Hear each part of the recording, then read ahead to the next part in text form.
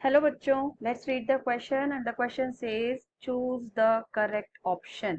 Option A है देखा है living state is a non-equilibrium steady state to be able to perform work.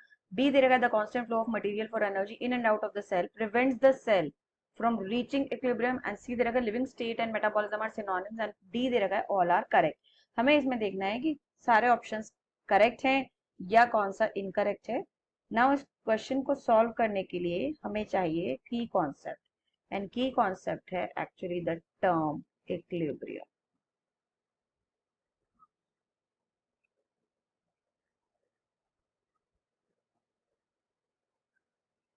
तो हमारा ये जो इक्विलिब्रियम है ये एक्चुअली क्या होता है that we need to know. Now it's a chemical term, मतलब केमिस्ट्री टर्म है ये equilibrium.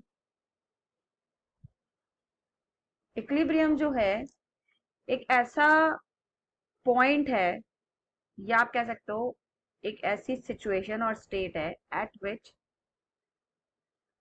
Any system will stop working. एक ऐसा स्टेट है जहां पे कोई भी सिस्टम वर्क करना बंद कर दे.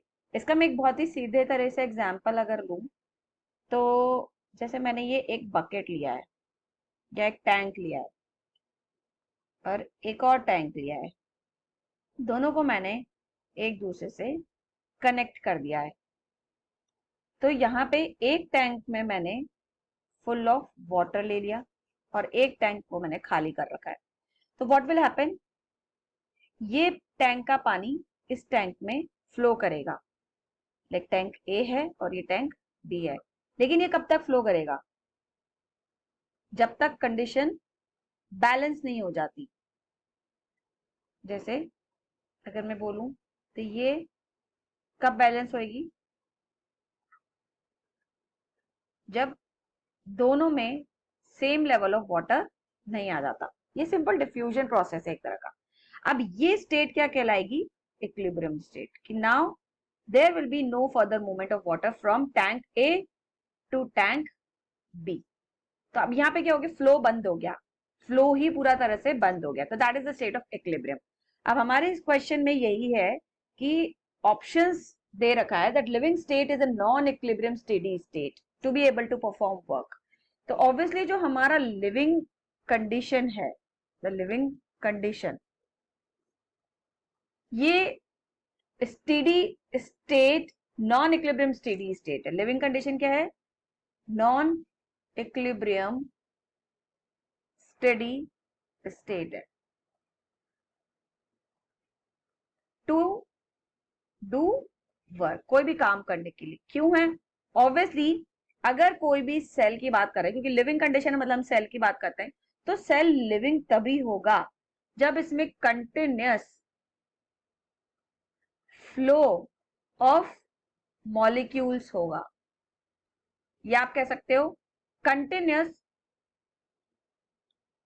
बायोमोलिक्यूल्स के बीच में इंटरैक्शन होगा.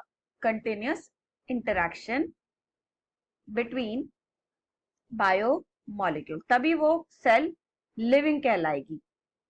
तो आप कह सकते हो मेटाबॉलिज्म कंटिन्यूस हो रहा है, मेटाबॉलिज्म कंटिन्यूस रहेगा, हमेशा चलता रहेगा, तभी हम उस सेल को लिविंग कंडीशन कहेंगे. तो ऑब्वियसली अब अगर कंटिन्यूस होगा तो ऑब्वियसली स्टेट कैसी रहेगी, नॉन इक्विलिब्रियम स्टेडी स्टेट रहेगी. मतलब वो बैलेंस हो ही नहीं रही है, हमेशा फ्लो ऑफ मूवमेंट होगा मॉलिक्यूल्स का.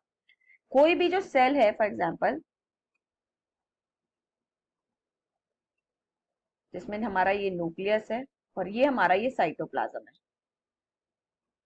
This is our nucleus, this is cell membrane for example and this is our cytoplasm. तो सी साइटोप्लाज्म कंटिन्यूअसली मूव कर रहा है क्योंकि इसके अंदर जो बायोमोलिक्यूल्स है इनका कंटिन्यूस फ्लो होता है in and out of the cell, बाहर के अंदर और अंदर के बाहर. तो ये इक्विलिब्रियम स्टेट में नहीं आता है, इसीलिए पहला स्टेटमेंट तो करेक्ट है. दूसरा स्टेटमेंट कह रहा है constant flow of material for energy in and out of the cell. तो yes it is also true. Obviously cell के बार बार सेल के अंदर और बाहर कंटिन्यूस फ्लो रहता है, तभी तो वो हमारा लिविंग कंडीशन कहलाता है।